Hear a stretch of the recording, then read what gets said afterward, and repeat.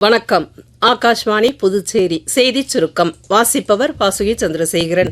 காலநிலை மாற்றத்தை நிவர்த்தி செய்ய அவசர மற்றும் உறுதியான நடவடிக்கைகளை எடுக்க வேண்டியதன் அவசியம் குறித்து குடியரசுத் தலைவர் திருமதி திரௌபதி முர்மு வலியுறுத்தியுள்ளார்.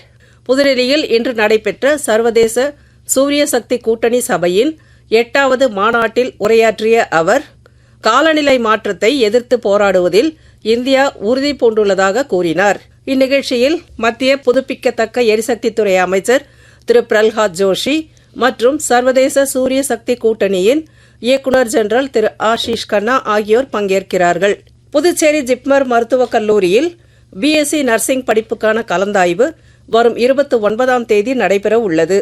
ஜிப்மரில் உள்ள அப்துல் கலாம் கலையரங்கில் அன்று காலை 8:30 மணி முதல் கலந்தாய்வு தொடங்கும் என்றும், இதில் சேர்க்கை பெறும் மாணவர்களுக்கு நவம்பர் 3ஆம் தேதி முதல் வகுப்புகள் தொடங்கும் என்றும் ஜிப்மர் நிர்வாகம் அறிவித்துள்ளது.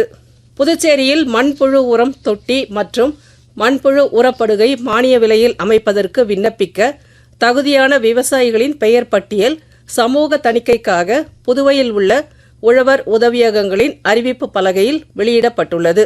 இப்பட்டியலில் ஆட்சேபனை இருப்பின் வரும் 6ஆம் தேதிக்குள் புதுச்சேரி தாவரவியல் பூங்காவில் உள்ள கூடுதல் வேளாண் இயக்குநர் அலுவலகத்தில் எழுத்துப்பூர்வமாக தெரிவிக்குமாறு புதுச்சேரி இணை வேளாண் இயக்குநர் திரு சண்முகவேலு செய்திக்குறிப்பு வெளியிட்டுள்ளார். ஒடிசா, சத்தீஸ்கர் மற்றும் கடலோர ஆந்திர பிரதேசத்தில் மிக கனமழை பெய்யும் என்றும் சிவப்பு எச்சரிக்கை விடுக்கப்பட்டுள்ளது என்றும் இந்திய வானிலை ஆய்வுத்துறை தெரிவித்துள்ளது. ராயலசீமா, தமிழ்நாடு, புதுச்சேரி, காரைக்கால் மற்றும் தெலங்கானாவில் இன்று கனமழை பெய்யும் என்றும் தெரிவிக்கப்பட்டுள்ளது. இத்துடன் இந்த செய்திச் சுருக்கம் நிறைவு பெறுகிறது.